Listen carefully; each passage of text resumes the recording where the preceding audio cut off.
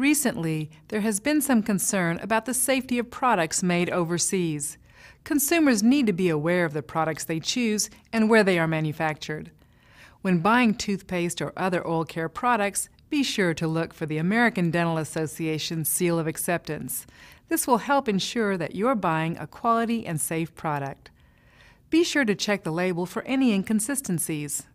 Only buy products with a label that has all words spelled correctly, list the drug facts and ingredients, and if information is written in a foreign language, that there's also an English version provided.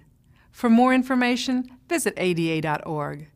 By spending a few extra minutes reading the labels on oral care products, you are taking an active role in your smile and your health.